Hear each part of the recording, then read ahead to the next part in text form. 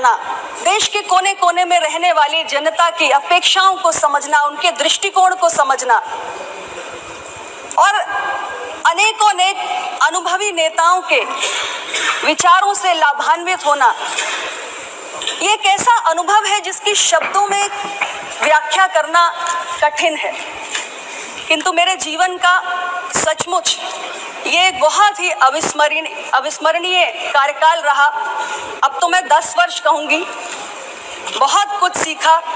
मैं आज इस अवसर पर अन्य राजनीतिक दलों के, हमारे जो भी राष्ट्रीय दल, क्षेत्रीय दल, बड़े बड़े नेता जो यहाँ पर मौजूद हैं, जिनसे हमने बहुत कुछ सीखा है, उनको भी मैं आभार व्यक्त करना चाहती हूँ कि युवा सांसदों को संसद के अंदर कैसे अपने मसलों को सही ढंग से रखना है, ये हमारे वरिष्ठ सांसद ही हमको सिखाते हैं। मैं उन सब के प्रति कृतज्ञता ज्ञापित करना चाहती हूँ।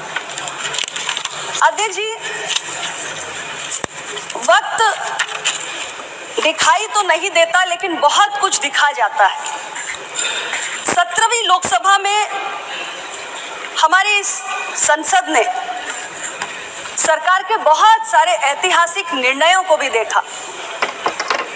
अभी हाल ही में हमारी सदन ने एक बहुत ऐतिहासिक कार्य किया। IPC, CrPC, Indian evidence act, अंग्रेजों की गुलामी के प्रतीक, 1860 से उसका बोझ उठाए भारत के करोड़ों करोड़ नागरिक चल रहे थे। हमसे पहले किसी सरकार ने चिंता नहीं की।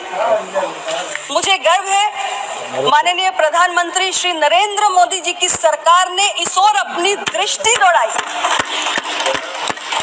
और अंग्रेजों के जमाने से बने हुए ये कानून, जिनके उद्देश्य में भारत के नागरिक को दंड देना प्राथमिकता थी, भारत के नागरिक के साथ न्याय करना प्राथमिकता नहीं थी, उसको बदलने का काम इस संसद ने इस 17वीं लोकसभा में किया है।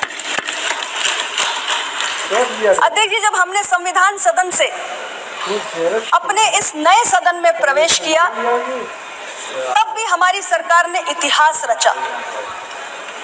सालों से लंबित इस देश की आधी आबादी को न्याय और भागीदारी सुनिश्चित कराने के उद्देश्य से महिला आरक्षण विधेयक को पारित करने का काम हमारी एनडीए की सरकार ने प्रधानमंत्री नरेंद्र मोदी जी के नेतृत्व में किया और ये सदन उसका साक्षी है। अध्यक्ष जी, इस 17वीं लोकसभा के कार्यकाल के दौरान हमने एक भयावह त्रासदी को देखा, कोविड-19 को देखा।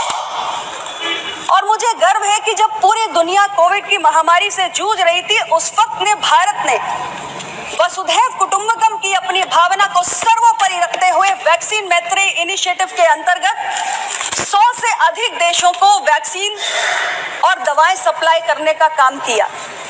ये सब कुछ 17वीं लोकसभा के कार्यकाल में हमने देखा।